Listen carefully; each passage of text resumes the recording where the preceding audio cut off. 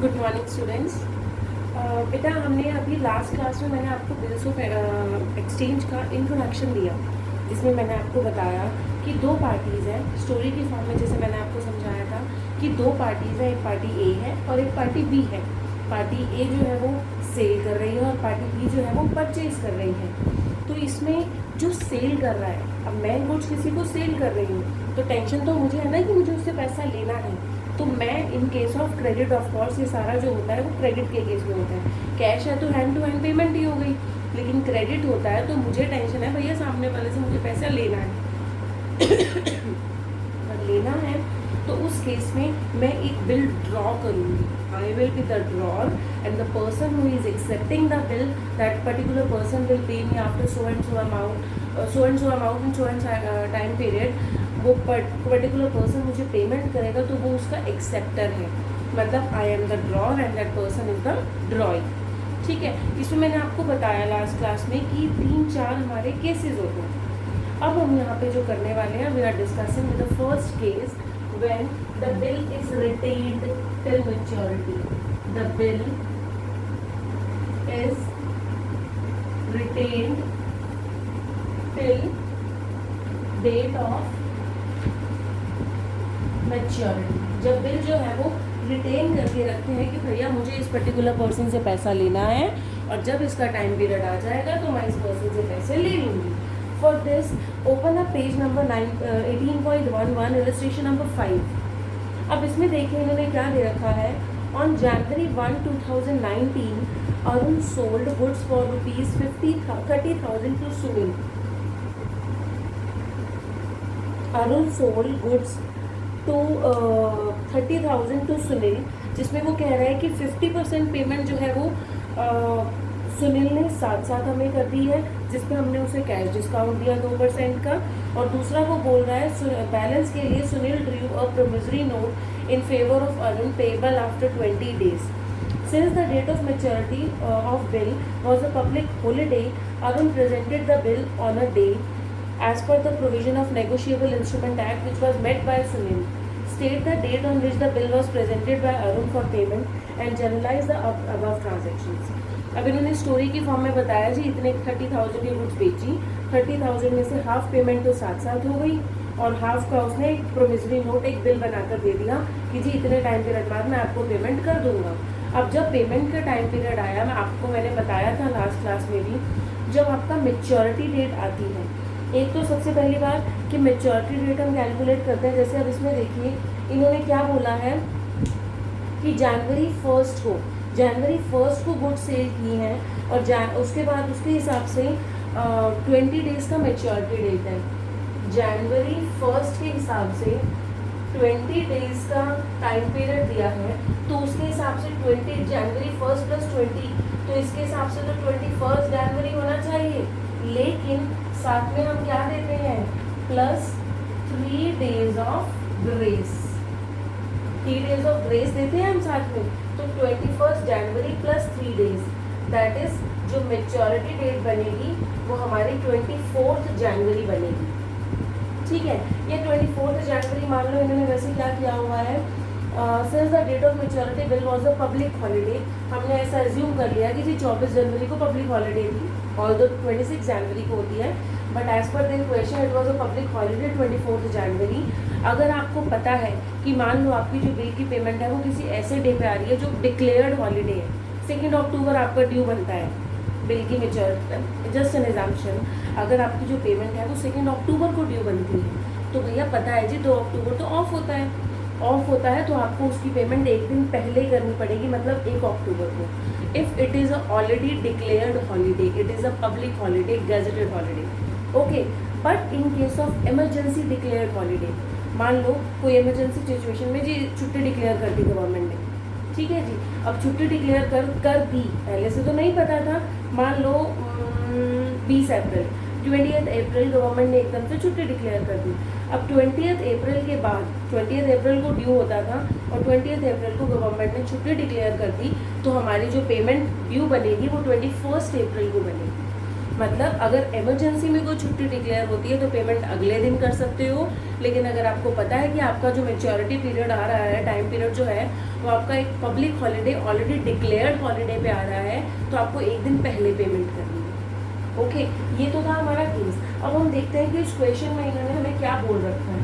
इन्होंने बोल रखा है जी, अरुण ने गुड्स जो है वो सेल की है, अरुण ने गुड्स सेल की है 30,000 की सुनील को। अब यहाँ पे हमारी दो बुक्स बनेंगी, किस किस की, books of Arun and books of Sunil, दोनों की बुक्स बनेगी हमारी यहाँ पर। ठीक है जी। अब अरुण ने जो है गुड्स सेल की है आपकी, Arun sold goods for 30,000 to Sunil. Okay जी, अरुण ने गुड्स सेल की है सुनील को, और कब सेल की है, 1 जनवरी 2019। फॉर्मेट के अकॉर्डिंग पहले मैं डेट लिखूंगी, कब सेल की है, 1 जनवरी 2019 अरुण ने सुनील को गुड्स जो है वो सेल कर दी हैं, और कितने की सेल की है, 30,000 रुपीज़ की। Okay, is it visible now? Yes. तो 1 जनवरी 2019 को अरुण ने सुनील को गुड्स सेल की। एंट्री क्या बनेगी, सेल्स अकाउंट डेबिट टू किसको, sorry Sunil account debit to sales account. Cash में होगा तो कभी बिल्स ऑफ एक्सचेंज इशू ही नहीं होगा। बिल्स ऑफ एक्सचेंज इशू ही तभी होता है जब आप कोई चीज़ जो है वो क्रेडिट में आप ट्रांजेक्शन कर रहे हो।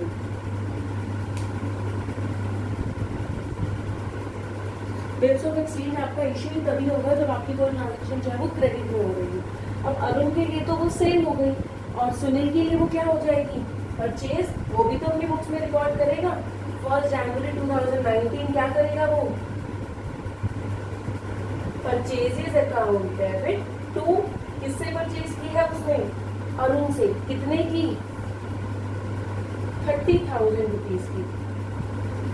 ओके, ये हमारा फर्स्ट केस है जहाँ पे जो है बिल जो है वो अपने पास रखा जाता है, bill is retain till the date of maturity. अब पहली ट्रांजेक्शन हो गई। अब दूसरा नेक्स्ट लाइन में वो बोल रहे हैं 50% of the payment was made immediately by Sunil on which Arun allowed a cash discount of 2%. 50% of the payment was immediately made by Sunil. मतलब कितना था आपका टोटल, 30,000 की गुड्स खरीदी सुनील ने 50% पेमेंट जो है वो साथ साथ कर दी। 50% मतलब 15,000 की उसने पेमेंट साथ साथ कर दी, जिसपे उसे कैश डिस्काउंट मिला 2% का। तो you have to be very careful कि आपको कैश डिस्काउंट मिला है। कैश डिस्काउंट हमेशा कैश पेमेंट में मिलेगा। This is the total amount of sale and this is the payment which you are making right now. 50% payment जो आप कर रहे हो उस पर आपको कैश डिस्काउंट मिलेगा।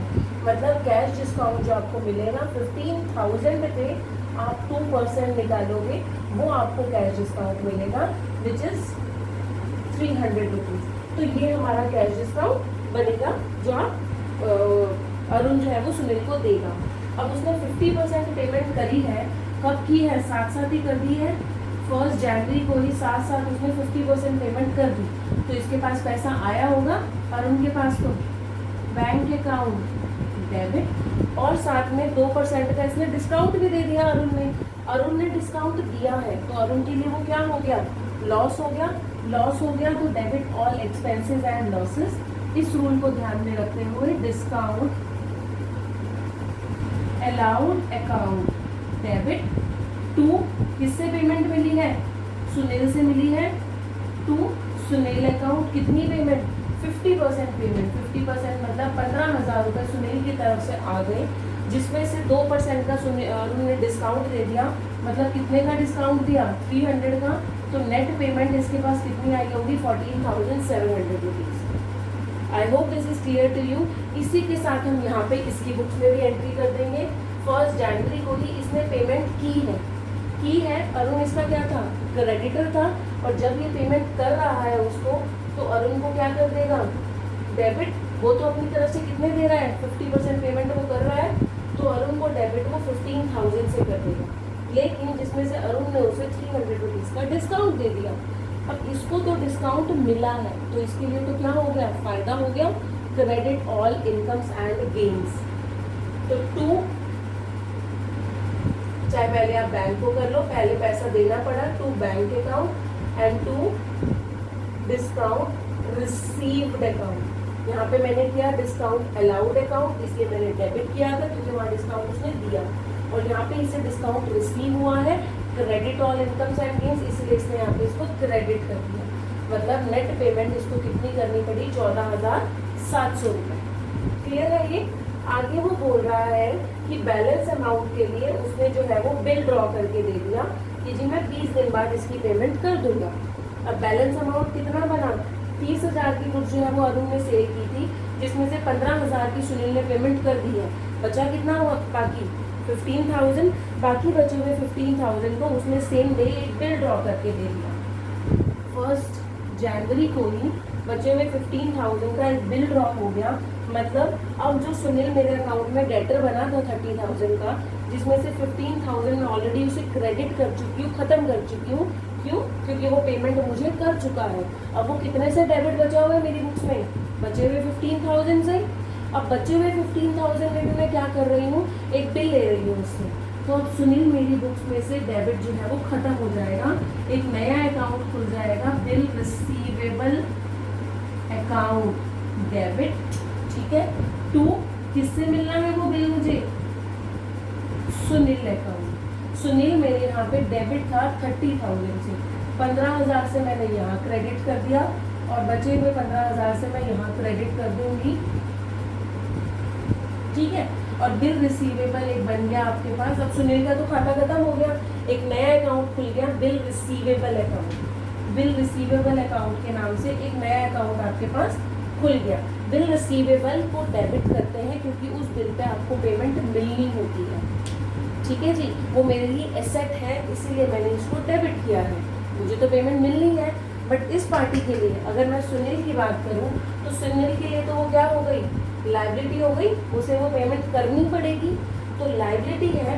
तो अब ये देखो, सुनील ने अरुण को अपनी बुक्स में कितने से क्रेडिट किया हुआ था, 30,000 से क्रेडिट रखा हुआ था, 30,000 से क्रेडिट रखा हुआ था, जिसमें से वो 15 से तो डेबिट यहाँ कर चुका है, और बचे हुए 15 से भी वो डेबिट कर देगा, क्योंकि अब उसने क्या कर लिया है, एक बिल एक्सेप्ट कर लिया है जी 20 दिन बाद मैं पेमेंट कर दूंगा। ठीक है। तो बिल एक्सेप्ट कर लिया तो वो क्या करेगा, अरुण अकाउंट डेबिट, 15,000 से मैंने 30,000 से क्रेडिट किया हुआ था, 15 से मैंने यहाँ डेबिट किया, 15 से मैंने यहाँ डेबिट किया, अरुण का खाता क्लोज हो गया, एक नया अकाउंट खुल गया। क्या अकाउंट, अब सुनील के लिए तो वो क्या है, सुनील ने पेमेंट करनी है, तो सुनील के लिए वो क्या हो जाएगा, बिल्स पेएबल अकाउंट। ठीक है। सुनील के लिए वो लायबिलिटी हो गई, बिल्स पेएबल। पेएबल मतलब जिसको आपने पे करना है, तो मतलब हमेशा वो क्रेडिट होता है, और बिल रिसीवेबल जिस पे आपको रिसीव होना होता है वो एसेट होती है, तो वो हमेशा डेबिट होती है। इसके लिए बिल्स पेएबल है तो इसे हम क्रेडिट कर देंगे। ओके। अब यहाँ पे बिल तो ड्रॉ हो गया साथ साथ, ये सारा एक ही दिन पे हुआ, एक ही दिन पे उसने सेल किया, आधी पेमेंट उसे मिल गई, आधी के लिए बिल ड्रॉ हो गया।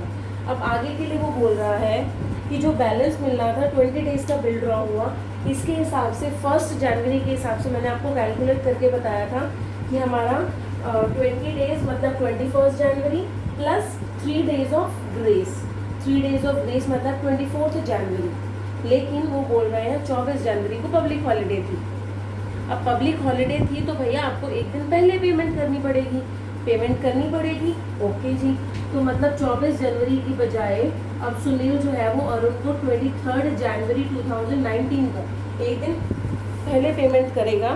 और उन्होंने क्या बोला, since the date of maturity was a public holiday, Arun presented the bill on a day as per the provision of negotiable instrument act, जो कि ये कहता है, जो मैंने अभी आपको बताया कि if it is already declared holiday then you have to pay 1 day before, and if it is a emergency declared holiday, it is declared in emergency, then it will be paid next day. Okay. तो which was made by Sunil ने उसकी payment भी कर दी। अब सुनील ने उसकी payment कर दी, 23 जनवरी को उसको पेमेंट मिल गई अरुण को, अरुण के पास पैसा आ गया, बैंक अकाउंट डेबिट, कितना आना था 15,000 किससे आया? आया तो सुनील से, लेकिन सुनील तो मेरे खाते में था ही नहीं, क्योंकि सुनील को तो देखो जी मैंने यहाँ डेबिट किया था, 15 से मैंने यहाँ क्रेडिट कर दिया, 15 से मैंने यहाँ क्रेडिट कर दिया। सुनील तो मेरे अकाउंट से ऑलरेडी खत्म हो चुका था। मैंने क्या किया था, सुनील के नाम का एक नया बिल बनाकर दिया था उसे, जिसके खाता मैंने नाम क्या दिया था, बिल रिसीवेबल अकाउंट। तो मुझे जो पैसा मिला है, चाहे मिला सुनील से है, लेकिन किसके अगेंस्ट मिला है? इस बिल रिसीवेबल के अगेंस्ट मिला है। तो मैं क्या करूंगी, बैंक अकाउंट डेबिट। अब मुझे इस पर पैसा मिल गया, किस्सा खत्म हो जाएगा इसका भी। इसको मैं उठाकर क्या कर दूंगी, क्रेडिट। बिल रिसीवेबल अकाउंट 15,000 से मैंने इसको क्या कर दिया, क्रेडिट। ओके, अब यहाँ पे इसकी अगर हम बात करें इसकी बुक्स में, तो भैया इसने तो पेमेंट की है, इसने पेमेंट की है तो इसको तो पैसा देना पड़ा होगा, तो ये तो बैंक अकाउंट को क्या करेगा, तो बैंक अकाउंट 15,000 से क्या कर देगा, क्रेडिट कर देगा। 15,000 से क्रेडिट कर दिया, और ऊपर डेबिट किसको करेगा? अब यहाँ पे इसके बुक्स में बिल्स पेबल एक नई लायबिलिटी जनरेट हुई थी, क्रेडिट किया था हमने। अब लेकिन वो उस लायबिलिटी की पेमेंट कर रहा है, तो उस लायबिलिटी को खत्म कर देंगे, मैं उठाकर डेबिट कर दूंगी, तो वो लायबिलिटी जो है वो मेरी क्या हो जाएगी, खत्म हो जाएगी। Bills payable account debit 15,000 rupees to bank account 15,000 rupees.